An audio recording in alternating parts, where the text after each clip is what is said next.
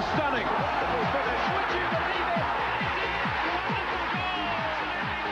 Fantastic goal. Hello and welcome back to That 90s Premier League podcast. I'm Woody and I'm joined by my illustrious co-host Jonesy. Say hello, mate. Hello, welcome back. Episode 3. Episode 3, how you doing? Oh, yeah, good. Happy to be Episode 2 went well? It did. We had a great response. Absolutely. Enjoyed that one. Yeah, it was good. It was the first one as well on YouTube. That was Yes. as well. Do you know what? I had a lot of feedback about the shirts and just the general kind of memories. So I think for people sort of giving us the feedback, thank you so blooming much, because it's been brilliant. We love the feedback. It just helps us in future episodes. Well, today is episode 3, mate. And what is today's episode all about? Listeners' memories. What a beautiful topic. There we go. So we've had it again to the listeners. We have, haven't we, mate? I mean, I've been really looking forward to this one because I'd probably say this is why we started the podcast, right? Memories. Absolutely. Yeah. So I think we're going to get into this nice and early and give the listeners what they want. Yeah. Deliver. Yeah. Right. Before we start, mate, let's do our usual Trini and Susanna. What are you wearing? Okay. That I am wearing a 1994-96 Leicester City leisure wear home shirt. Beautiful. It's itchy. It stinks. Doesn't matter. It's one of those shirts. It doesn't matter how many times you wash it. It just stinks. Do you know what? That typifies 90s football shirts. It's itchy and it stinks. Thank you. That's all that matters. It's good. It's a great shirt. Beautiful shirt, isn't it? It is, yeah. And then obviously we got the Walker's Crisps. Actually, look at that for a sponsor as well. Look how big it is. That's it. So cool. Yeah. Great memories of that kit. Can you tell me some players that wore that one? Would that be what? Julian Joachim? Julian Joachim. Yeah. Draper. Was that the season before they got through the playoffs, wasn't it? Against Palace, maybe? I think. Yeah, I think it's the on R. Possibly. We did say before the show, though, didn't we, that this is a bit more of a Brian Little kind of tribute, though, isn't it? I'm wearing is it 93, 95, 93, 94? Yeah. Aston Villa home shirt. So the beautiful claret with the electric light blue kind of pinstripes. And this is sponsorless. So You say sponsor or sponsor? Yeah. What's your Sponsorless. thought? Yeah. For a sponsorless shirt? I mean, this is Asics in their prime, if I'm honest. I think the kind of 90s Asics was unbelievable. I think Villa had an amazing home shirt and away shirt this season because they had the green, black and red pinstripe shirt. They did. Which, did they wear that against United in the Coca-Cola Cup final, or was it the other way around? They wore that shirt, didn't they? I can't remember because I can remember Andy Townsend. United wore the half and half. Yeah. Right. Okay. Got you. Right. So, yeah. So again, the away. Must be. But yeah, the away. I've got the sponsorless away great shirt. One of my favourites. The story I like behind this shirt in particular, though, is the fact that they started with this shirt and then basically said to the Aston Villa fans, look, we've got a new sponsor. It's Muller Yogurts. If you want to get it added, come to the club shop, which I think is unbelievable, right? That's great. Yeah. That is a great option to have. You want it or you don't? Yeah. And for some people, obviously, I like it. I like both. The Muller one somewhere as well. Where it is, but yeah, here we go. Yeah, look at that. See? There you go. And the sponsor is just as good. It is, yeah. The beautiful badges on show. So, thank you, Jonesy. That's what I wore this week. What's next? Stat of the week? Stat of the week! I enjoyed this one this week, mate, because, again, you know I love a stat, right? I do. So, Thank you. Bit of feedback. People saying they enjoying your stats. Do you know what? It just warms my heart to hear people loving stats. You football shirt nerds out there, thank you very much. Right, so in 1997-98 Premier League season, Andy Roberts played 37 games that season for the Premier League, but he played 4 times against Arsenal, and this is Premier League. Jonesy, why is that? Oh, you stumped me. He played for Crystal Palace and Wimbledon in the same season. So he played against Arsenal home and away for Palace and Arsenal home and away for Wimbledon. Well, Love that. How cool is we that? deliver at the start of the week. That is a great. Yeah, I didn't know that one. There you go. I'd be well sick and tired if I was Andy Roberts, though, if I'm honest, going to like Highbury and then seeing him again. Oh my God, like playing against the same players, particularly if you had a torrid time. 97, 98, he'd have been marking Overmars or Anelka. I mean, 4 times. Woof. Yeah. Over to you, my friend. Yeah, let's get on to the memories. We've got a lot to go through. But, and thank you so much for everyone who sent in their memories as well. We've had some great ones, and can't wait to share them. So let's get on to number 1. We did have the equivalent of like a big mailbag stuffed of like people writing in, didn't we? So we said that we can't go through everybody's, but we've picked out some absolute crackers, haven't we, mate? It was. We went to the PO box, and it was overwhelming. What have we got? All right, let's go. Well, so we're going to start off with my old pal Dave Gray from the Rope-A-Dope Boxing Podcast. So if you like boxing, listen to Rope-A-Dope Boxing. Alrighty, so he's come up with a great one. So Carlton Palmer, worldie, trumped by teammate Yeboah in the same match versus Wimbledon in 1995. Worldie sounds good, so good in your accent, Jonesy, as well. Absolute worldie. Absolutely. Carlton Palmer, speak to me. That's the Thistle Hotel kit that looked like it was a roller neck, right? Yeah. I remember that. Do you know, Carlton Palmer's a huge footballing hero of mine, and I can remember that absolute thunderbolt he scored. But can you imagine being Carlton Palmer and having that trumped by another Tony Yeboah screamer at Wimbledon? I don't remember that. The Yeboah goal, you've seen it over and over again, but that one, I will put a clip up. Palmer tries it and does it fantastically well. But yeah, I've never seen it before. So yeah, that's a great shout, Dave. And thanks for that one. Yeah, thanks, mate. Good shout. Good shout. Alrighty. Next one. Woody. Craig Richards. Oh, here we go. So the shockwaves of Andy Cole's transfer from Newcastle to Man United. Oh my God, I feel awkward just saying this, Jamesy.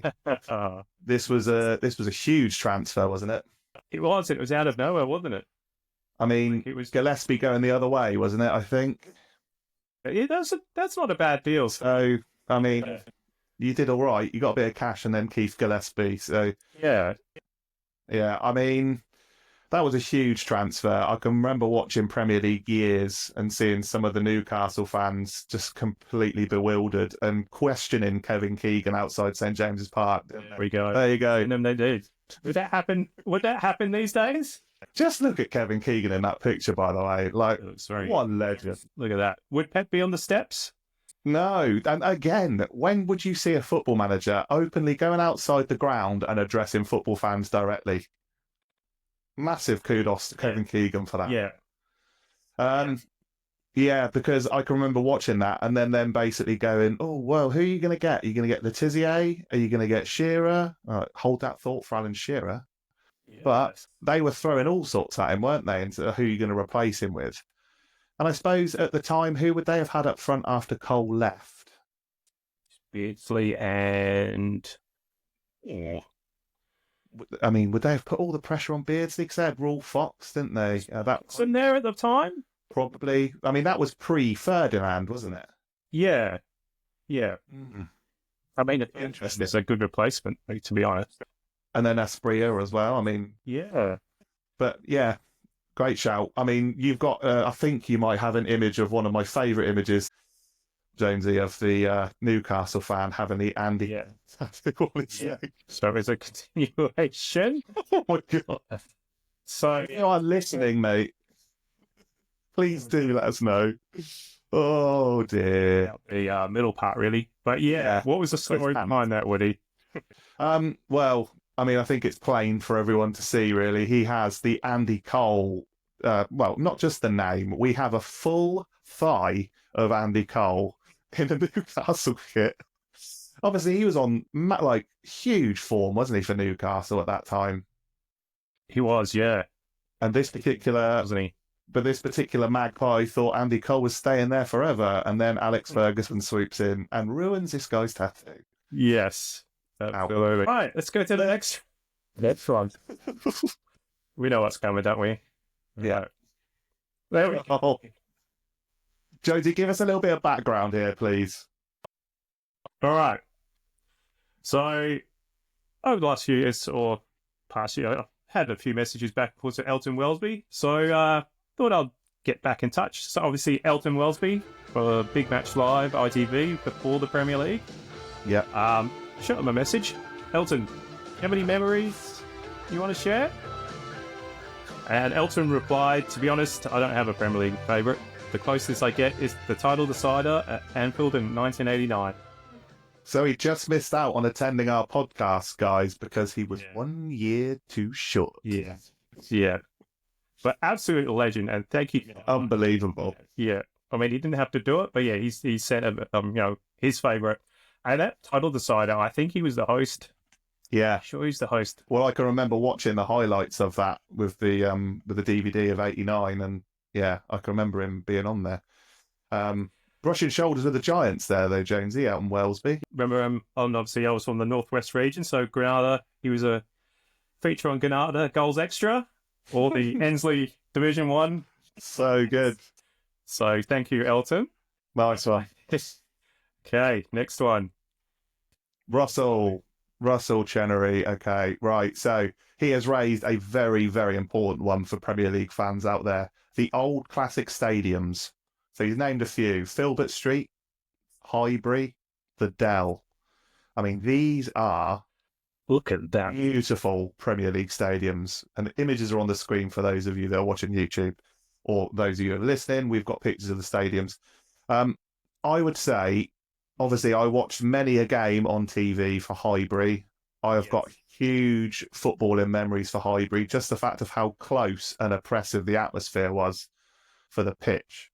And the fact that the pitch was smaller than some of the grounds. So a lot of the away teams struggled with adapting to the smallness of the pitch, which was to Arsenal's advantage. I can remember Filbert Street, obviously with Steve Walsh. It's Matty Elliott, Walker's Crisps. I mean, yeah, Jones, you got any memories of the Dell?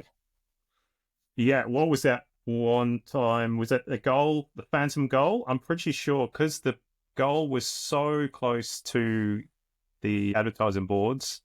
Mm-hmm. Sure, was it Mark Hughes or someone Oh, the ball? it come back out really quick. Yeah, he belted the ball so hard, it hit the advertising board and it just bounced back out. And I think it was disallowed. Oh my God, I forgot that. Yeah, that's... Can you imagine that now? VAR. Oh my God. Obviously, that last goal as well by Letitia. Last game at the Dell. Look at Yeah.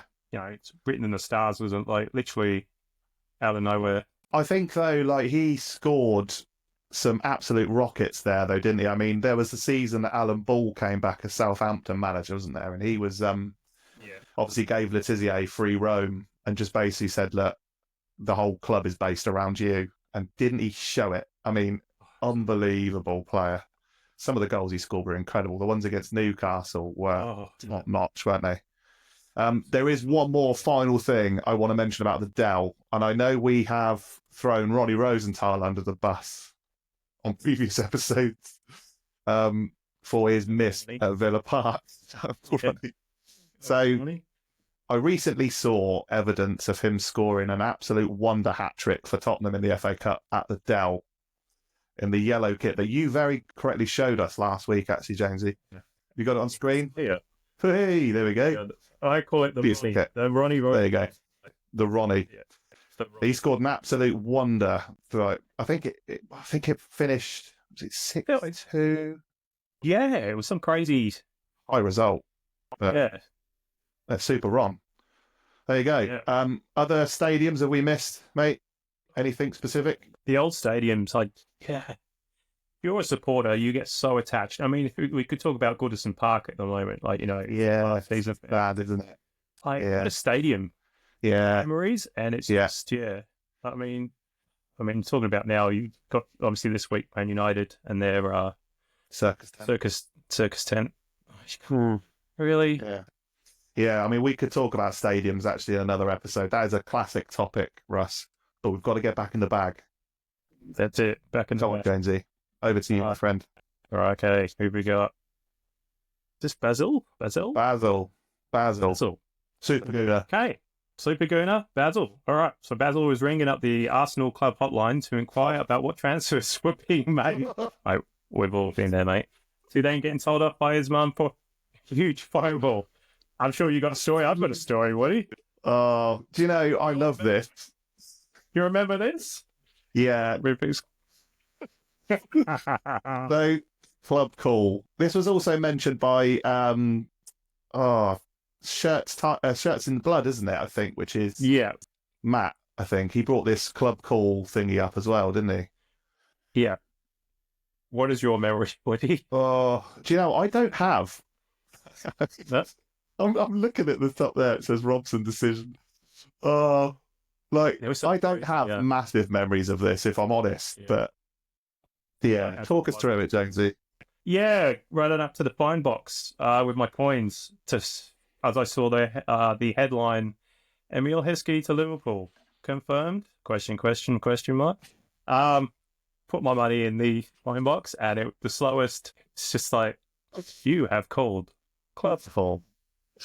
And I didn't even get halfway through it. You know, were you expecting Gerard Houllier to pick up? Or how much was it? Here you go, 50 pence per minute. Basil, no wonder your mum was annoyed with that. That is insane. Or did he actually? He rang the club, didn't he? Shot the club hotline, but yeah. Wow, there was so many hotlines. I absolutely love that, though. I mean, the fact that he was calling up the club to find out transfers. Like, who are we going to speak? Stefan Sports. Oh, brilliant! Yeah, put him through. I love that. That's a brilliant story. Thank you for that. Great one. Yeah, excellent. All right, let's. Scott Fletcher, right?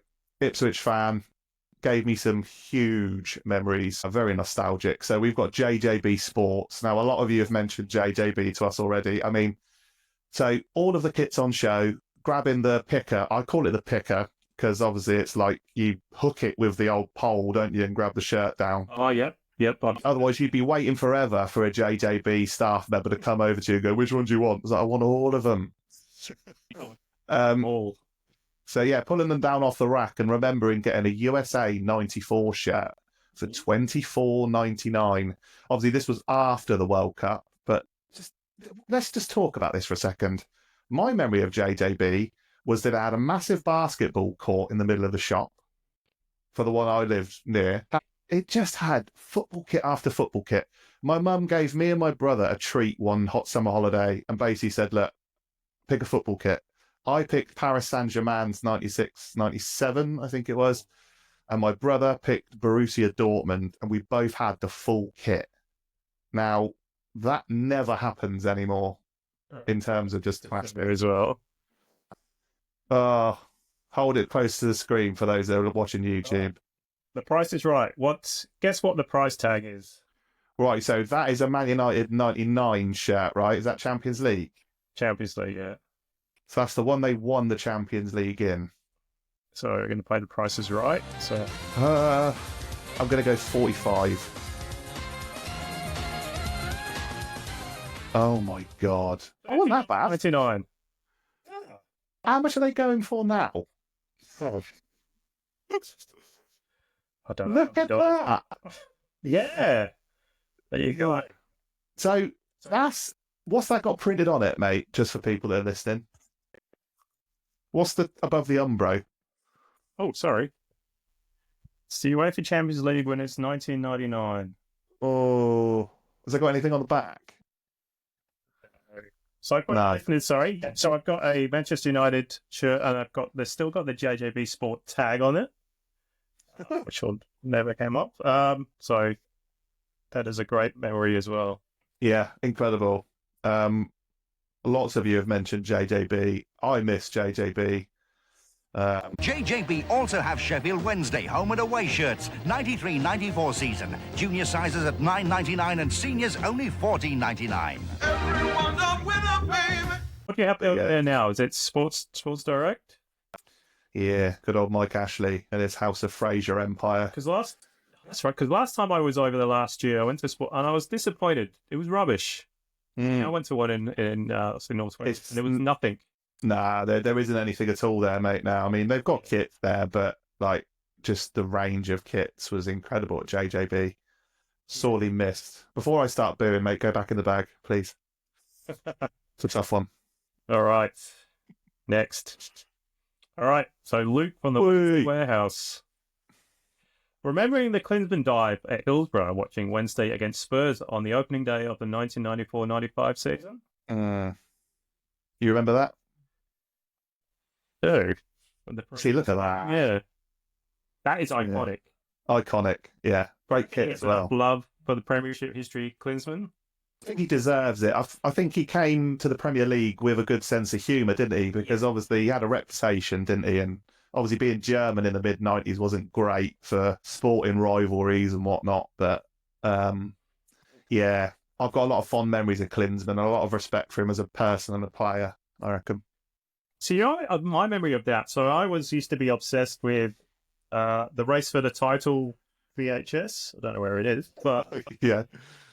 And for some reason, they never put that game they just showed a little clip of him doing a diamond header, but they didn't show, like, more highlights than that. And I was always disappointed. That was 3-2, that game. For the opening day of the season, I mean, like, that was Klinsmann's first game in English football. Yeah. Why isn't that shown? Yeah, it was just a quick, on the VHS, that was overplayed as well. Well, but bear in mind as well, that season, Tottenham they started the season with a 6-point deficit, didn't they? Because of, Alan Sugar being Alan Sugar, I guess. Yeah.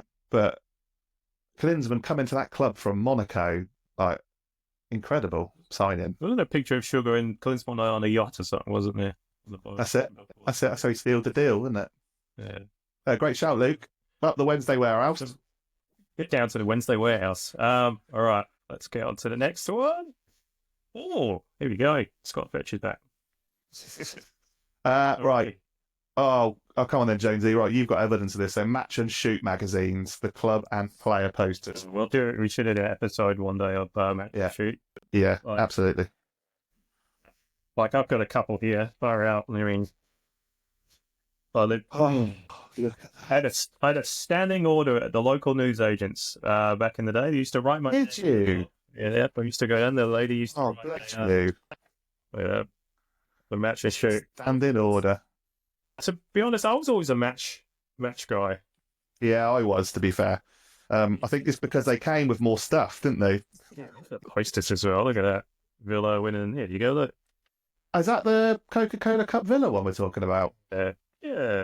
It's like this is written in the stars, this episode, James. You pick out a Match magazine with the picture on it. I've got Shoot, the glorious Ian Wright on here in the 95-96. Look at that collar. Yeah, so obviously well known to tucking his collar in. It looks, look at his collar on that, James. Look, he's actually done a really good cut job, whoever's done that. Was that Vic Akers, the club kit man, maybe? Or was that Ian Wright's handy scissor work? So were you have posters on the wall? All the time. Yeah, all right. All the time. Okay, so I've just noticed this one on the back of this match. Would you put this on your wall? Is that H from Steps? Graveless. Oh my god! I hate David Party. Oh wow, that's a fantastic haircut, mate. But yeah, I wouldn't have that on the wall. I think I'd have questions just for the listeners. It's any Sheffield Wednesday fan. You want to describe that to the listeners? Yeah, so it's a beautiful picture of Graham Lasso. He's not wearing a kit. I mean, he looks very, very smart and very tidy. In a very classic 90s boy band haircut. But I think any football fan, as it's non-kit related, probably wouldn't have Graham Lasso up on their wall with that because it's got no football kit. Why would you want it? Come on. But just going through, so you have a question about the shoot, but then you got 90 minutes. Oh, another forgotten magazine. Beautiful. World Soccer? Yeah. Klinsmann again. And then the short-lived Today magazine. Oh. But was Christmas without a Shoot annual, Jonesy. Oh. I am holding up a shoot annual from 1993. It's got David Platt on it in the Italia 90. But, I mean, again, Christmas, I used to get a football annual of some sort. I mean, Yeah. match annuals, they're just not the same anymore. Some of these have even got black and white photos in. I remember some of them had the designer kit competition in them as well. Yeah. Over that. I mean, look, Sky Sports, Sky's the limit, cameraman. Yeah. It's just, I mean, I love still getting these now, mate, to be honest, because it just brings back so many. I didn't even know they still do them, to be honest, mate. They do match annual, but again, it just doesn't tick the boxes for me. I mean, this has just got pictures and just stats and kits and behind the scenes. I mean, they've even got crosswords in here, but I'd have never have done a crossword in the book itself. Look at that. Team used to have a, like, a, I think, where we go. Remember when the player used to get his own annual? King Eric, of course he did. Eric Cantona's playing annual. Yeah. I remember the club ones, but I don't ever recall Sheffield Wednesday or anyone having club ones. Like, it was always the big four, wasn't it, that had that, or Man United's little merchandise. Yeah. Yeah, I've got plenty of them as well. Excellent, great question. Okay. And next, someone I think you know very well. There we go. Rich Critchlow. Thanks for this, Rich. Wonderful World of Football shirts, by the way, guys. We do have a question which is based on David Beckham's halfway line goal against Wimbledon, the furthest he'd ever seen. Now, Jonesy, I think we need to do some research on this for further episodes in terms of goals scored in the Premier League, in terms of the classic goals. This was obviously a classic goal scored at Selhurst Park. 96, 97 season, was it? Look. I mean, what an introduction to David Beckham, the phenomenon in football. I mean, loving Neil Sullivan. It's that Neil Sullivan little jump. That's my memory. Yeah, so the picture on the screen obviously is David Beckham's classic celebration of, like, is that what you want to see? Like, arms up, like... That was his introduction, like... Are you entertained? Wasn't it? Yeah. Yes, I'm here. Yeah. I'm the man. And obviously Ferguson, I'm sure, absolutely loved that at the time. But do you remember the goals at Selhurst Park, Jonesy? Yeah, sorry. As in, like, the kind of... It used to have, like, the little blue kind of, like, hexagonal kind of framework to the back of it, didn't it? Because I can always remember watching Reading at Elm Park. Okay, yeah, I haven't got a picture of that. Oh, yeah, you're right. I know what you mean. Beautiful goals. Yeah. Like, again, the ball would probably come straight back out, but I can remember this one from Beckham obviously went right in the middle of the goal, didn't it? Yeah, it did, yeah. What a goal. I mean, we have to do a goals. I mean, we spoke about Yeboah and Palmer's Thunderstrike. We've got to do a goals episode, haven't we? Oh, absolutely. Goals. Oh, great shout from Rich. Yeah. Yeah. Okay. Thank you, Rich. All right, next. Tom Burton from the ITV drama Calling Mr. Meadows. Tom Burton, Calling Mr. Meadows. Yeah, Sheffield Wednesday fan and an absolute class guy for doing prints and everything Sheffield Wednesday related. Yeah, absolutely. Some of the work he's done.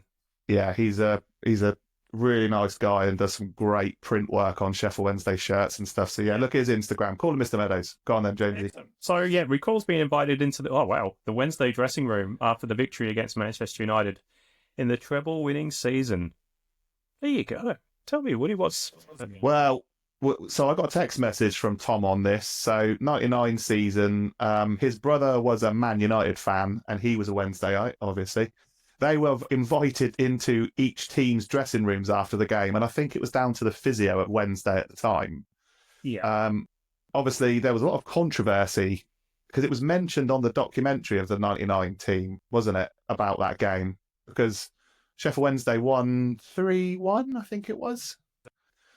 But there was a lot of controversy because there was a lot of aggression, shall we say, in the Man United dressing room after the game, and in comes poor Tom and his little brother at the side of their kids, hoping to meet Dwight York and David Beckham and watching this. But yeah, can you imagine that, going into the dressing room of a treble winning side and having photographs, autographs, and then the Sheffield Wednesday team? That's cracking memories, that, isn't it?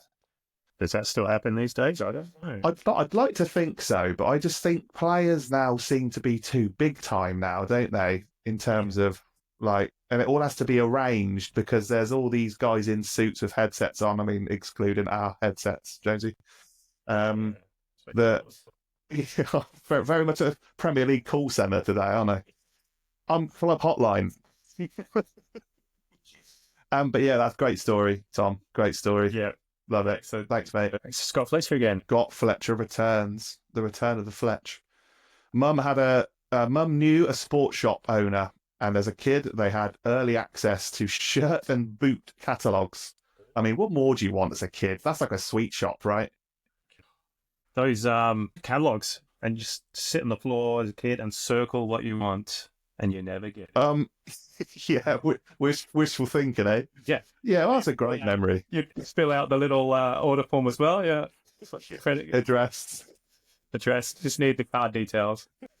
Yeah, I mean, that's a great memory of obviously going into sports shops itself. I mean, a few of the guys have mentioned Intersport and other JJBs, but knowing an actual sports shop owner to have inside information of kits and boots, yes, please. Yes. What's next, Jamesy? All right. So then we've got Matt, Shirts and Blood. Gillingham fan, Matt. But obviously, thank you for writing into the 90s pod, because 90s memories, you don't have to be a Premier League fan to listen. No. Thank you. Okay. Teletext results. And Chris Sutton not playing for England. I mean, we spoke about teletext, but episode 1 or something. I lived for teletext. I was going to say, your Instagram, profile pic used to be teletext, didn't it? I designed teletext. I make teletext graphics. That's incredible. I've got the exact font and everything. So yeah, a few of my posts on my Instagram, I've recreated teletext. You'd rush home. You'd, teletext. And wonder why you rushed home, because it took so long to load up the page for the results. We all have teletext. Sports, everything. Bamboozle on Channel 4, everything. Yeah, Digitizer. That was teletext was my life. Watching the scores come through, though, on teletext is a great flashback, isn't it? Yeah, just waiting for that next page, a lifetime for that next page to go on to see what your team. But I used to be teletext CPACs. I'll flick between both of them. I mean, most of the time they had the same stuff. Chris Sutton, not playing for England. Oh. Yeah. Yeah. I mean, we what are your thoughts on that? We talked about it, and the amount of strikers, Mm-hmm. As you said, they never started Shearer and Sutton for England. As I said, this one what's the backstory? He refused to play for the B team or something? Rightly so. Yeah, right. Yeah. So, yeah. Yeah. He had a bit of a torrid time at Chelsea in the 90s, didn't he? I mean, obviously he went for big money, didn't he, from Blackburn, but I think his early Norwich days, and certainly the seasons leading up to Blackburn winning the Premier League, he was incredible. Yeah. And even at Celtic, he was a great player. I mean, he was a great all-round Premier League player, in my opinion. I've got a few Chris Sutton shirts, actually, name sets on in the collection. Yeah. I rated Chris Sutton. So sure, he took over that number 9 for when Shearer left. Yeah. Became the main man. Yeah. Yeah. He had a few good seasons. I mean, we could go into many a detail about forgotten players that never played for England. I mean, you've got the great Kevin Campbell, Rolf Fox, Chris Sutton. I mean, Matt Letizia did feature, didn't he? But again, another player that could have played regularly, but because of Gascoigne and the way England kind of was structured, I mean, they had great strikers. Who would be an England manager in the 90s, Jonesy? I mean, even like Robbie Fowler, he couldn't get a look in. Les Ferdinand. Yeah. Great shout. Cheers, Matt. Excellent. Alrighty. And let's get on to the next one. Here we go. Stephen, the Mackham Sunderland fan. I'm going to pronounce your name. Is it Porteous? I hope I've pronounced it right, mate. Tell me otherwise. Sunderland thrashing Chelsea 4-0 at the Stadium of Light in the 99-2000 season. Stephen, you have just squeezed into our podcast, being in 1999, so congratulations. Okay. Got those pictures on the screen. So I just shared an image of, was that Kevin Phillips, Niall Quinn? What duo, by the way.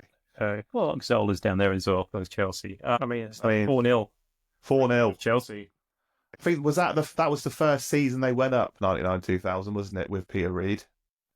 Well, yeah. Was it the Kevin Phillips Golden Boot? Did he get Golden Boot? I think he did, didn't he? Again, England didn't get a look in. yeah. And I mean, Niall Quince and Kevin Phillips, I think that is the perfect pairing of a Premier League strike force, I think. You've got the tall striker that holds it up, wins all the headers. Kevin Phillips. When Niall Quinn was at City and he had Paul Walsh, who's little and large. There you go. That game against Tottenham where those two just dominated. Yeah. As I said, Niall Quinn, what a striker. Yeah, and again, another forgotten gem of the Premier League because he had a bit of a career with, was it Arsenal, wasn't it? City? Arsenal, City, yeah. Sunderland. Yeah. Wow. Great shout. Great question. Yeah, thank you. Hey. Here you go. Dan sure hits the fan 83. Neil Ruddock going for Alan Shearer in the Anfield dressing room after Blackburn win the title. Dan. Yeah. Dan. You've not heard this one? Enlighten me. Wow. Right. So this is just after, because I think there was a bit of a to and fro between Ruddock and Shearer on the pitch. So this was when Blackburn won the title in the 94-95 season at Anfield. Obviously, they still got beat 2-1 by Liverpool. But obviously, Ruddock was notorious for winding strikers up. Alan Shearer was also notorious for giving it back, I suppose. Yeah. So I think there must have been some form of to and froing on the pitch. And then Ruddock's, being a player, doesn't want to be beaten, regardless of handing the title to their Man United rivals. Goes into the changing room whilst Blackburn are full flowing celebration and confronts Alan Shearer in the changing room. I'm not sure what specifically he did. I think he might have grabbed him by the scruff of the neck and shook him about a bit, but I don't think Shearer would have cared. So, but yeah, that's a classic story. I think that's some famous Blackburn Rovers fan story, I think. But yeah, great shout. Did have a magazine. Jonesy's digging into the archives again. Yeah, don't miss him. Because I don't know. Scott, we look for. That's okay.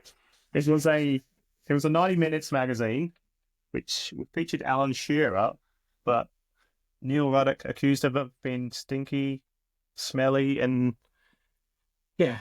Oh, that's all right. Find it another time. Yeah, it's just like a bit of a story. That's all right. Don't worry about that one. Next. I did have it somewhere, but that's okay. It's disappeared in the pile of magazines. Everything. Don't worry. All right, Don't worry. Let's go next. I think could be the last one.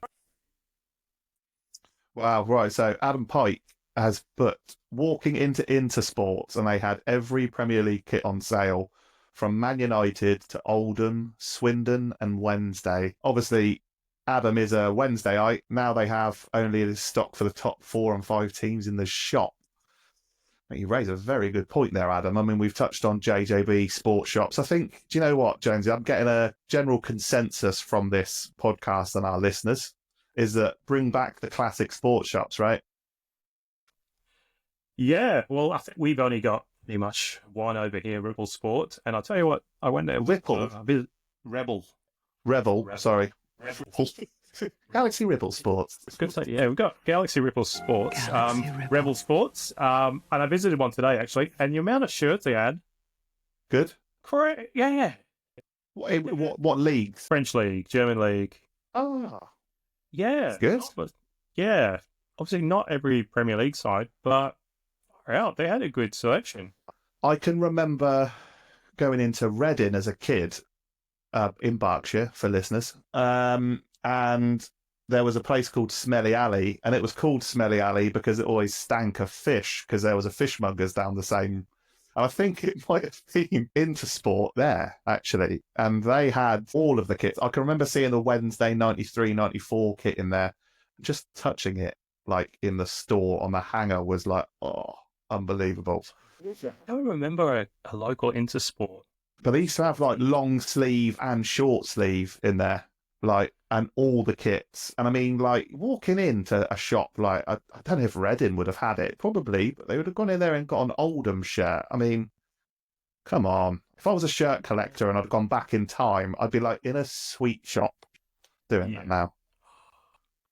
Great shout, though. I mean... Yeah. We miss those, don't we? We do. I think, like... We've got so many things that we can talk about in terms of memories on merchandise catalogues. We've already touched upon that. We need to do that, mate, don't we? I need to. There's a lot of digging around to get there. I'll tell you with this mess in this room at the moment. But yeah, merchandise catalogs and just some of the stuff I've got. I mean, yeah, the merchandise I think will be a great episode to do eventually, and I think getting the listeners as well to send in, what they've got.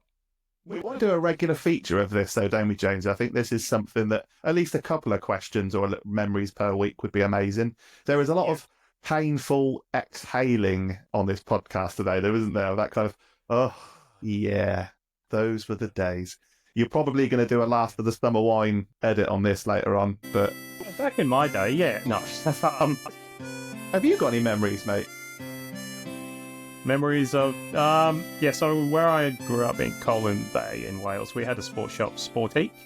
Me and my brother always still talk about this. For the Hawkeye, the owner, he would just watch you. You called him the Hawkeye? He'd just watch you. Right. And you just look at it and yeah, you can just feel his presence. Wow. A lot of thieves or something, because you don't know, you get the feeling he's very paranoid. Did he look like the old guy that shoveled the snow on Home Alone, or was... What he looked like now, but we're out. But what I realised when I went back last is that shop's no longer there. So, great memories. Yeah. Yeah, but as I said, yeah, just the amount of different teams as well. As I said, top four and five teams you'll see in the shop now. But then it was just everything, wasn't it? Yeah, I mean, off sports shops slightly, one of my memories as a kid, we used to have a bingo game with one of the balls with the spinning thing and add all the numbers in with the little cards on. And one of my favourite things to do was to do my own version of the FA Cup draw, but with... I was thinking that's where this was going. But with Sabutio. So I used to have all of my kits and my Sabutios lined up. And basically I'd spend hours just doing a bingo version. I used to think I was doing the live draw. So I'd get my mum to watch, because obviously you need an audience, right? And then spinning the wheel, I'd pull out Sheffield Wednesday. And they'd be at home to, Aston Villa. And then I'd play those games out. Sabutio. I used to do that with Corinthians Big Heads as well. Oh, yep. Yeah. Those are just like memories as a kid, right? But I mean, have you got any other football kind of related memories, Jonesy, other than sports shops? We've touched on the high street quite a bit, haven't we? We have. This is like definitely a high street heavy episode. But yeah, as I said, for me, it was, you'd get into your, as I said, Sabutio, Corinthians, and then you'd bet the video games. It'd be everything, wouldn't it? Breakfast meals. Breakfast. Oh God, yeah. Kellogg's Strike. Kellogg's Strike. That was actually a nice cereal, to be fair. Yeah. Did that have like the little kits, the little like pencil toppers in it? Yeah. Is that the one? I have tried to get them. Remember these, the 96 and all. Yeah. Look, what have you got there? Then what are you holding up? I think that's David Platt. Is it? Are those like the little kind of like etchy sketch little boards, aren't they, with little images of the players, right? Yeah. Okay. Yeah. So a lot of other people have mentioned, for some of the stuff we haven't been able to kind of discuss at great detail, watching Football Focus before on a Saturday and then go into the game. I mean, peak Saturday 3:00 football, right? I mean, does that show still go on? I mean, I think so. Yeah, Not entirely sure, but I think just Football Focus in those days was 12 o'clock, wasn't it? And then obviously you'd leave home for a 1 o'clock and then get there for a 3:00 kickoff, get back, have your dinner, watch Match of the Day. See, I was a Soccer AM. I'd watch a bit of the live and kick in or whatever, and then Soccer AM would go on, and then the Football Focus after that. Do you think now though, Jonesy, like, because obviously 90s football was, I mean, it was everywhere, wasn't it? I mean, they had show after show after show, even late night shows of like the Baddiel and Skinner, or was it They Think It's All Over, and like all of those kind of panel shows and stuff. It was all centered around football. Thinking about I mean, where is it now? Yeah, see, look at that. So, is that the annual you're holding up if they think it's all over? it is. Told you they had an annual for everything back then. It was Lineker on the panel then, wasn't It it? was, yeah. In his Leicestershire. And David Gower, though, which I never really understood, being cricket, but I hold no judgment. There's talk about obviously fancy football. Is that Badil and Skinner? Yeah. But you've literally got every prop to hand, haven't you? It's like we don't discuss this before the show. Yeah, I remember that. Yeah. That was a Christmas present, Danny Baker's own goals and gaffes. And I can remember the classic Jamie Pollock own goal for Man City. Do you remember like the knee volley and then the head over? Yeah, what a goal. Main Road. Oh, yeah. That was on every video. But it was like, even FA Cup, I've got something around hidden somewhere. FA Cup final songs, I'd get them as well. Can you remember any, like Arsenal was always the hot stuff one, wasn't it? We're talking Arsenal. That one. The Moments to Liverpool Groove, I've got that somewhere. They don't do that anymore, though, do they? The FA Cup songs. I don't think so. Can you imagine that, like featuring Stormzy or like Ed Sheeran? But, like, it just wouldn't be the same, would it? It has to be sung by the players, all grabbing one of their kind of headphone ears, sort of like bobbing their head and pretending to sing along. Remember the Sheffield Wednesday one?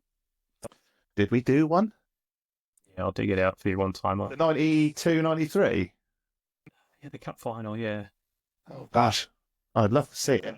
Yeah, I'll send it to you. I'll try and Was it, and put it up. Was Chris Waddle not on tour with Glenn Hoddle at that point with Diamond Light?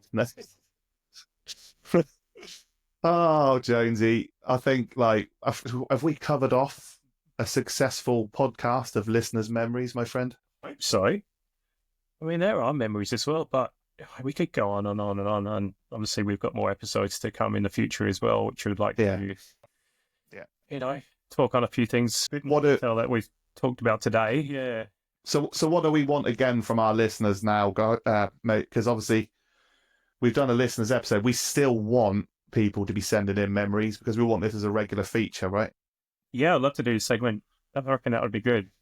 If you've got unusual merchandise, I'd love to share it on the pod. But obviously, we want suggestions as to what they want us to cover as episodes. So Adam Pike has obviously sent us some ideas as to what we want in the episodes. We've got loads of ideas. We're not struggling. We have got too much, Jonesy, haven't we? Yeah, absolutely. But I just wanted to put this list one out just to get everyone involved. Yeah. People's podcast. Exactly, mate. Okay, right. Well, I think we can end it there, mate. Thank you ever so much for everything you do for this podcast and all the class editing you've done for everything so far. I am thoroughly enjoying this podcast with you, my friend. And I think it's last. I look forward to every week we record. Yeah, it's the highlight of the week. Huge buzz. Huge buzz. And then the enjoyment I get with the editing as well. I get back the laughs and it's good. Yeah, it's really good. Good man. And thank you so much, guys. So where can we find you, Woody? Instagram, WoodyW1988. Just Instagram only. Thank you. What about you, mate? TikTok? No TikTok? No. Not yet. No dancing on TikTok. Thank God. I'm at football.jonesy on Instagram as well. And then obviously our Instagram page, which is that 90s Premier League podcast. So give us a follow and obviously, say hello. We'd love to answer your questions or have suggestions, etc. Or just chat 90s football. At the end of the day, that's all we love, isn't it? Exactly. This podcast, we just want to chat 90s. Adam, we've got a platform to do it now. Yeah. Right. Well, let's say cheerio. And I hope you enjoy the episode, guys. And thank you ever so much for listening. Say goodbye, Jeff. Yes, guys. Thank you. Thank you. Bye. Ladies and gentlemen, we are proud to present, live and direct from Sheffield, the greatest team the world has ever seen. Sheffield Wednesday!